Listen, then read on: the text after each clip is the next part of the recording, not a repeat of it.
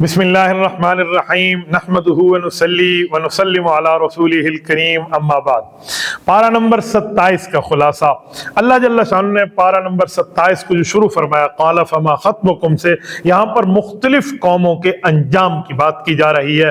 وفی موسیٰ، اس آیت کے اندر رب کریم نے یہاں تک ان آیات میں مختصر طور پہ قوم موسیٰ، قوم عاد، قوم سمود، قوم نوح، ان کی سرکشیوں کو اور ان کے انجام بد کو ذکر فرمایا کہ ان کے ساتھ کیا کیا معاملہ ہوا۔ والسماء بنیناها، اس آیت کے اندر تخلیق کائنات کو اللہ جل شانہ نے جو ذکر فرمایا اس کے چند نمونے فرمائے کہ اللہ نے آسمان کو طاقت سے پیدا کیا، اس کا مطلب ہے آسمان سے بارش برساتے ہیں، بارش کے ذریعے رب کریم لوگوں کی رزق میں وسعت عطا فرماتے ہیں۔ پھر اگلی آیات میں اللہ نے تخلیق کا ایک اور نمونہ بیان فرمایا کہ ہر چیز کے جوڑا جوڑا پیدا کیے، کالا پیدا کیا تو سفید پیدا کیا، میٹھا پیدا کیا تو کڑوا پیدا کیا، مرد بنایا تو عورت بھی بنائی، مسلمان بنائے تو کافر بھی پیدا کیے۔ یہ اللہ جل شانہ کی قدرت کی باتیں ہیں، یہ اس طرح بات فرمائی ہے۔ اور سورۃ زاریات تقریباً یہاں مکمل ہو گئی۔ اس کے آگے سورۃ الطور ہے، اور سورۃ الطور کا جو ذکر اللہ جل شانہ نے شروع میں اس سورت کے اندر الطور کی بات فرمائی تو کوہ طور کی بات ہے، اسی مناسبت سے اس کی بات ہو گئی تو اس کا نام سورۃ طور رکھ دیا گیا۔ یہاں اللہ جل شانہ نے والطور وکتاب مستور فی رق منشور والبیت المعمور والسقف المرفوع والبحر المسجور، اس کے بارے میں جو بات فرمائی ہے یہ 5 قسموں کو ذکر کیا گیا ہے۔ اللہ جل شانہ نے کھلی طور پہ یہاں قسم لی ہے، کوہ طور کی قسم ہے کھلی کتاب کی، کاغذ میں لکھی ہوئی چیز کی، اس سے مراد لوح محفوظ یا اعمال نامے یا قرآن کریم ہے۔ قسم ہے بیت معمور کی، بیت معمور بیت اللہ کے بالکل اوپر محاذات میں 7ویں آسمان پر ملائکہ کا اور فرشتوں کا قبلہ ہے، ہر روز 70,000 فرشتے اس کا طواف کرتے ہیں، پھر انہیں قیامت تک دوبارہ موقع نہیں ملتا، اتنی تعداد ہے فرشتوں کی، اس کی قسم کی بات فرمائی۔ پھر بلند چھت کی، اس سے مراد آسمان ہے۔ پھر قسم دریا کی جو پانی سے بھرا ہوا ہے، یہ ساری کی ساری چیزوں کو اللہ جل شانہ نے بیان فرمایا۔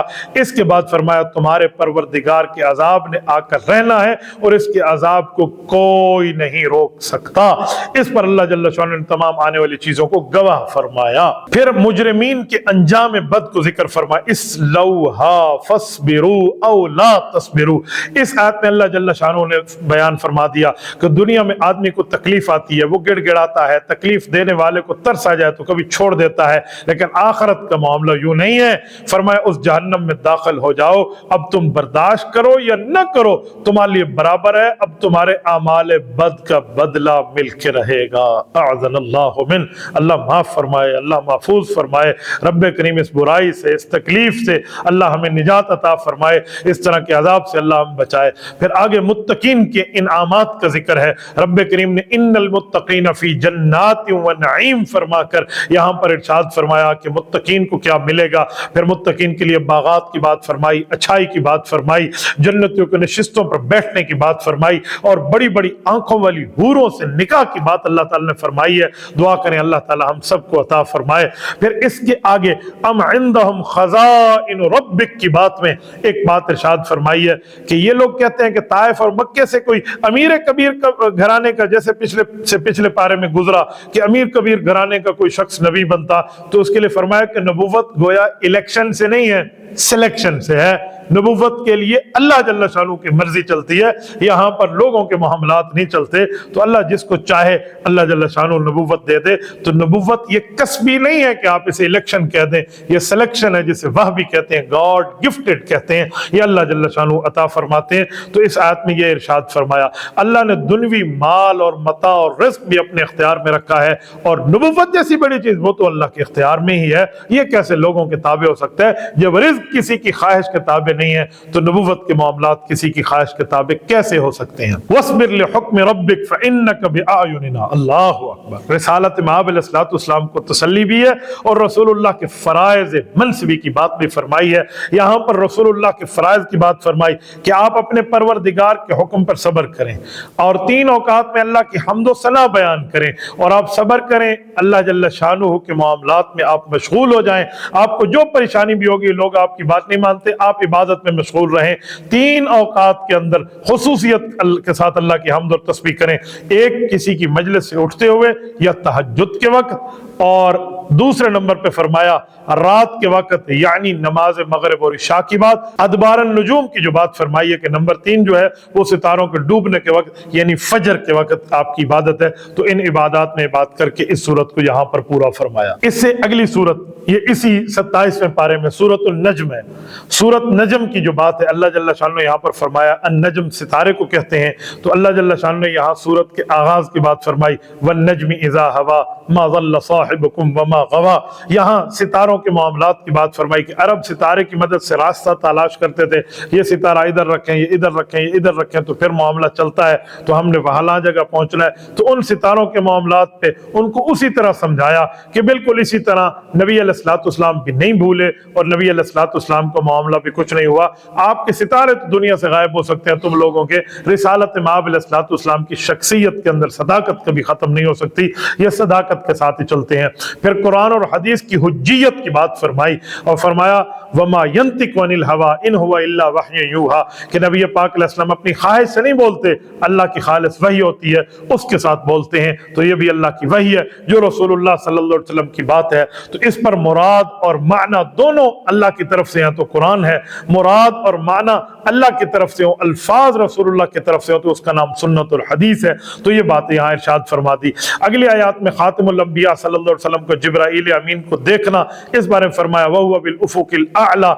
इसमें फरमाया जो मुशरिकीन एतराज करते थे कि जिब्राईल अमीन अलैहिस्सलातु वस्सलाम को नबी पाक सल्लल्लाहु अलैहि वसल्लम के पास इंसानी शक्ल में कभी आए या इनको देखा ये इस तरह की बात, तो फरमाया जी बिल्कुल। उनको जवाब दिया गया कि हुजूर पाक सल्लल्लाहु अलैहि वसल्लम ने उनको देखा है। नबी अलैहिस्सलाम ने 2 मरतबा देखा, एक मरतबा आप अलैहिस्सलातु वस्सलाम ने इनसे फरमाइश फरमाई थी कि असली शक्ल में आए, दूसरी मरतबा मेराज के मौके पे तो उनको देखा था। तो ये दोनों मौके पर रसालत में आप अलैहिस्सलातु वस्सलाम ने उनकी जियारत फरमाई। अफराइतुमुल लात वल उज़्ज़ा, यहां से जो फरमाया जा रहा है मुशरिकीन के 3 बुत थे, एक बुत लात था, एक उज़्ज़ा है, एक मनात है, इन्हें अपने खुदा बना रखे थे। तो रब्बे करीम ने इनको फरमाया कि तुम्हारे लिए तो यही है, तुमने अपने आबाओ अजदाद से यही सीखा, हमारे लिए अल्लाह है। तो ये बात फरमाई गई। इसकी अगली आयत में इन्नल्लज़ीना ला युमिनूना बिल आखिरा, इसमें मुशरिकीन के गलत अकायद की तरदीद है कि तुम्हें दुनिया चाहिए, तुम्हें आखिरत नहीं चाहिए, लिहाजा तुम्हारे दुनिया के मामलात। तो इस तरह इनकी तरदीद की बात फरमाई है। फिर आगे अफराअयतल्लज़ी तवल्ला में ये बात फरमाया कि जिसका जितना गुनाह होगा, गलती होगी, नाफरमानी होगी, वो अपना बोझ खुद उठाएगा, उसने किसी और के मामलात का मामला नहीं देखना। अब इन आयात का कुछ पस मंजर भी मैं आपकी खिदमत में अर्ज कर दूं कि एक शख्स ने कुरान पाक की आयात सुनी, इसका दिल ईमान की तरफ मायल हुआ, तो इसको इसके दोस्त ने कहा तू अपने बाप दादा के दीन को छोड़ रहा है, ये तो क्या कर रहा है। उसने शर्म दिलाई, उसने और दिलाई। तो उसने कहा कि मैं तो आखिरत के अजाब से डरता हूँ, आखिरत मेरी पकड़ ना हो जाए। दोस्त ने कहा अगर तुम मुझे कुछ पैसे दे दो तो मैं तुम्हारी जिम्मेदारी लेता हूँ, तुम्हें आखिरत के अजाब से बचा लूंगा। यहाँ इन दोनों की बात की तरदीद फरमाई कुरान करीम ने कि इनके पास कोई गैब का इल्म आ गया है कि इस बात पे कादिर है कि उसे जहन्नम के मामलात से बचा लेगा। फिर अगली आयत में फरमाया कोई किसी का बोझ नहीं उठाएगा। फिर अगली आयत आयत सजदा है, इसके पढ़ने से सजदे के मामलात अरबी अल्फाज में पढ़े तो फिर वाजिब हो जाता है। मजमे में अल ऐलान नबी पाक सल्लल्लाहु अलैहि वसल्लम ने आयत तिलावत फरमाई तो तमाम ने सजदा किया, मुसलमानों ने भी और रसूलुल्लाह सल्लल्लाहु अलैहि वसल्लम ने भी। इससे आगे 27वें पारे की सूरत सूरतुल कमर है। कमर चांद को कहते हैं, चांद के मामलात के फटने की बात, पूरी तफसील की बात, इस वजह से इसको सूरत कमर नाम रख दिया गया। ये इक़्तरबतिस साअतु वनशक्कल कमर, चांद के फटने की बात। इस बारे में भी एक बात है कि नबी अलैहिस्सलातु वस्सलाम मिना में थे, रात का वक्त है, ये मक्का के करीब का इलाका है। अब मुशरिकीन मक्का ने नबी अलैहिस्सलातु वस्सलाम से नबुव्वत पर मौजज़ा तलब किया, तो आप अलैहिस्सलातु वस्सलाम ने फरमाया अगर मौजज़ा और निशानी दिखाओ तो तुम कलमा पढ़ लोगे? तो कहा जी बिल्कुल हम पढ़ लेंगे। नबी पाक अलैहिस्सलातु वस्सलाम ने अल्लाह से दुआ की, अल्लाह के हुक्म से उंगली उठाई, चांद 2 टुकड़े हो गए, एक टुकड़ा मशरक में चला गया, एक मगरब में चला गया। मुशरिकीन इसे जादू कह रहे थे, ना मान रहे थे, अपनी जिद पर कायम रहे, लेकिन रिसालत में आप अलैहिस्सलातु वस्सलाम ने मौजज़ा दिखाया। ये मौजज़ा सिर्फ आले मक्का के लिए नहीं था, इसको दुनिया के लोगों ने भी देखा। चिलमन राय जो बाद में सहाबी बने, ये केरला इंडिया के इलाका है, हिंद का, इसके बादशाह थे रज़ी अल्लाह तआला अन्हु। मैंने इनकी कब्र पे फातिहा पढ़ा है। ये इनकी कब्र सलाला یہ یمن کا علاقہ تھا، آج کل یہ عمان کا علاقہ ہے، یہاں ان کی قبر موجود ہے، بالکل سمندر کے کنارے پر ہے۔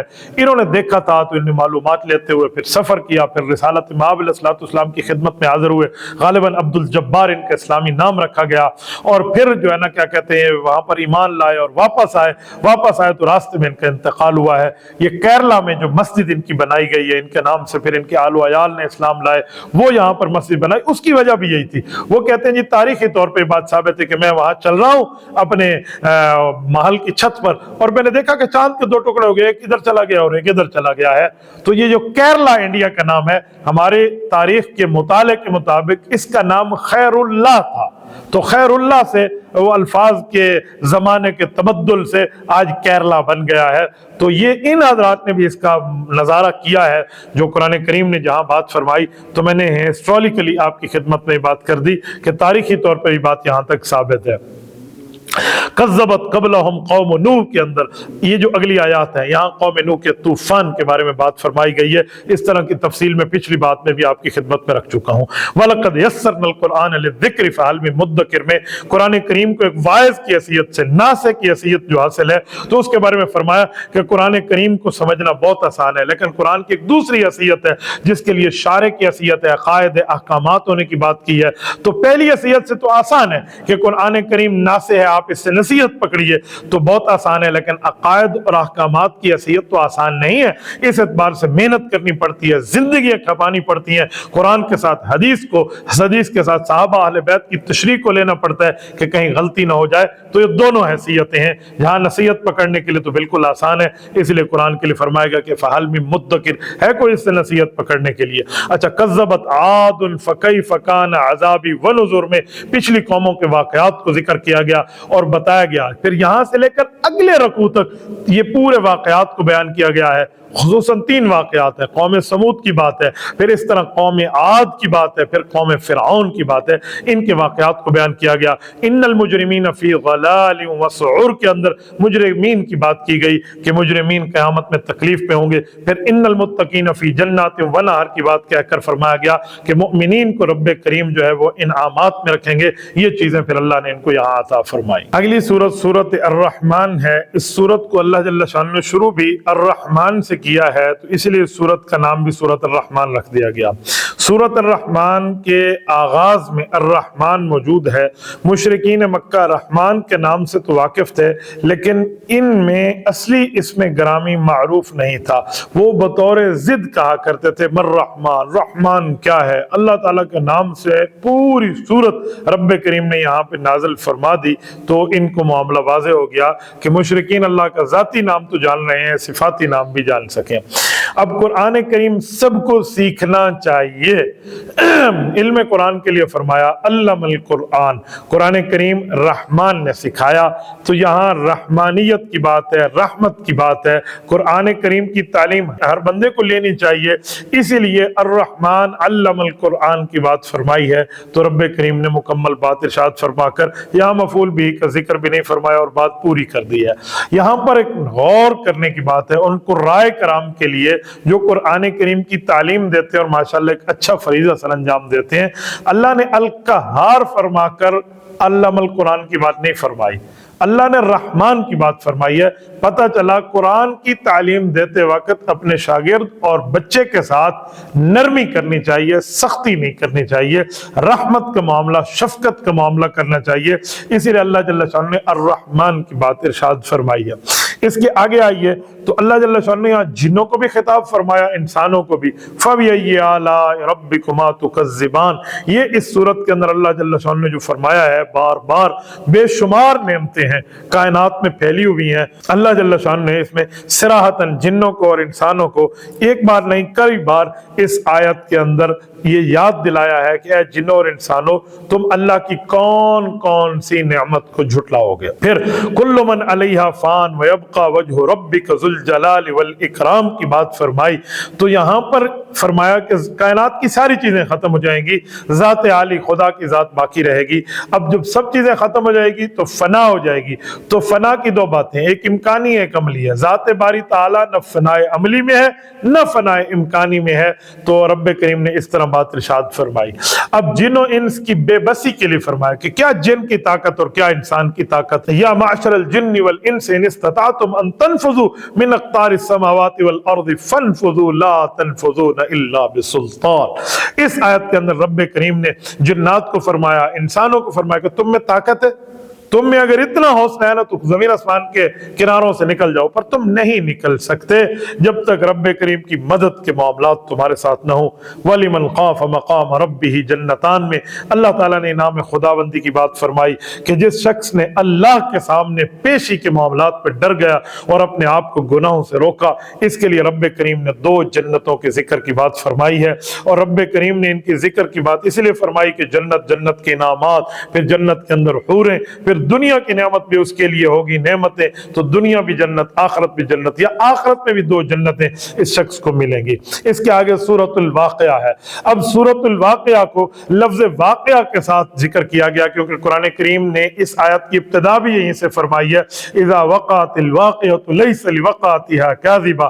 اس میں قیامت کے واقع ہونے کی بات فرمائی ہے جو کفار کو جھٹکا دے گی، تو یہ صورت ہے۔ یہاں وکنتم ازواجا ثلاثہ کی بات فرمائی، انسانیت کی 3 اعتباروں سے قسمیں بیان فرمائی ہیں۔ پہلی قسم جماعت جو اللہ کی مقرب بندوں کی ہے، ایمان لاتے ہیں، نیک لوگ ہیں۔ دوسرے وہ خوش نصیب ہیں جن کے لیے نامہ اعمال دائیں ہاتھ میں ہے۔ تیسرے کفار ہیں جن کے نامہ اعمال بائیں ہاتھ میں ہے، اور ان کی پوری تفصیل کو آگے بیان فرمایا۔ اولئک المقربون میں جنت کے انعامات کو ذکر فرمایا، اہل جہنم کے عذابات کے لیے اصحاب الشمال میں ذکر فرمایا۔ پھر اللہ تعالیٰ نے 4 نعمتوں کے بارے میں افرأیتم ما تمنون میں جو بات فرمائی ہے وہ تخلیق انسانی کی بات فرمائی ہے کہ جو تمہیں ہم نے ایک نطفے کے پانی سے پیدا کیا ہے اور یا ہم پیدا کر سکتے ہیں، آگے بھی کر رہے ہیں۔ پھر اس طرح کھیتی کے اگانے کی بات کی ہے کہ جسے تم لگاتے ہو وہ ہم اگاتے ہیں۔ پانی کی فراہمی کی بات فرمائی ہے۔ آگ کی نعمت کے بارے میں فرمائی کہ تم اسے جلاتے ہو، اسے اپنی ترتیب رکھتے ہو۔ پھر قرآن کی صداقت کے بارے میں آگے ارشاد فرمایا، انہ لقرآن کریم کہہ کر قرآن کی صداقت کے بارے میں فرمایا۔ پھر منکرین بعث الموت کی تردید فرمائی ہے کہ تم موت کے بعد کی زندگی کو نہیں مانتے، تو فلولا اذا بلغت الحلقوم وانتم حینئذ تنظرون کی بات فرمائی کہ دیکھو منکر یہ مشرک ہے، مرنے کے بعد اٹھنے کے قائل نہیں ہے، ایسا کچھ بھی نہیں ہے۔ فرمایا اگر تم لوگ شخصوں میں کوئی بندہ قریب الموت ہو اور تم کسی کی روح نکلتے دیکھ رہے ہو تو تمہیں چاہیے کہ تم دیکھو، پھر اس کی روح نہ نکالو نا۔ تمہیں احساس ہوتا ہے کہ یار ہم روح نہیں روک سکتے، تو سب کچھ اللہ کی طاقت میں، تو تمہیں ایسے ہی رہنا چاہیے۔ پھر آگے سورۃ الحدید ہے۔ سورۃ الحدید، حدید کا معنی لوہا ہے، تو اس میں لوہے کا ذکر ہے، تو اللہ جل شانہ یہاں کی بات فرمائی۔ پھر اس کائنات کے اول کی، کائنات کے آخر کی، هو الاول والآخر کی بات فرما کر پوری کائنات کے بارے میں اللہ جل شانہ نے ظاہر کی، باطن کی، اپنی قدرت کی نشانی کی بات فرمائی۔ پھر اس کی اگلی آیات میں انفاق فی سبیل اللہ کی ترغیب دی۔ وما لکم الا تنفقوا فی سبیل اللہ میں رب کریم نے مال خرچ کرنے یا نہ کرنے کے بارے میں دونوں نوعیتوں کے بعد فرمایا کہ اللہ جل شانہ کے راستے میں خرچ کرنا چاہیے، اللہ کے راستے میں دینا چاہیے۔ رب نے تمہیں دیا، تم اللہ کے راستے میں دو۔ لا یستوی منکم من انفق من قبل الفتح وقاتل اولئک اعظم درجۃ من الذین انفقوا من بعد وقاتلوا وکلا وعد اللہ الحسنی میں صحابہ کرام کے فرط مراتب کو ذکر فرمایا کہ سابقین مسلمان وہ ہیں، یعنی فتح مکہ سے پہلے مسلمان ہوئے، حضور کے ساتھ مل کے جہاد کیا، اسلام پہ خرچ کیا، ان کا درجہ سب سے بڑا ہے۔ فتح مکہ کے بعد جو ایمان لائے ان کا درجہ ان کے بعد ہے، لیکن جنتی تمام ہیں۔ تو فرمایا وکلا وعد اللہ الحسنی، اللہ نے تمام صحابہ سے جنت کا وعدہ کیا ہے۔ یہ حسنہ سے مراد جنت ہے، کیونکہ قرآن پاک میں دوسری جگہ مثلا سورۃ انبیاء 17ویں پارے میں بات موجود ہے، ان الذین سبقت لهم من الحسنى اولئک عنها مبعدون، جن کے ساتھ حسنہ کا وعدہ ہے وہ جہنم سے دور ہوں گے۔ تو یہاں حسنہ سے مراد جنت ہے، تو نبی کا ہر صحابی جنتی ہے۔ یہاں اللہ جل شانہ نے یہ بات ارشاد فرما دی۔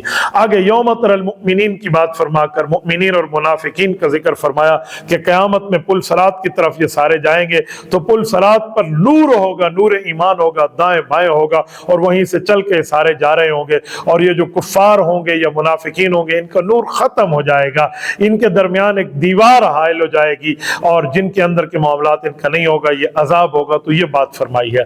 لقد ارسلنا رسلنا بالبینات میں اگلی آیات کے اندر اللہ جل شانہ نے انبیاء کی بعثت کے بارے میں فرمایا، پھر رہبانیت کی ابتدا، پھر اس کے جو ہے نا کیا کہتے ہیں رد کے بارے میں فرمایا، پھر عیسیٰ علیہ السلام کے آسمانوں پہ اٹھ جانے کی بات فرمائی کہ ایک طبقہ دنیا میں الگ تھلگ رہنے لگا ہے، شادی بھی نہیں کرتا، دنیا کے لذتوں سے بچا ہوا ہے، حالانکہ اللہ کا یہ حکم نہیں ہے۔ پھر انہوں نے رہبانیت کی بات کی، پھر اس کی رعایت بھی نہیں رکھی۔ اس طرح بات فرما کر یہ معاملہ یہاں پر اس پارے کو پورا کیا گیا ہے۔ اللہ جل شانہ آپ کو رم صراط مستقیم عطا فرمائے۔ جزاکم اللہ تعالی وآخر دعوانا ان الحمد للہ رب العالمین۔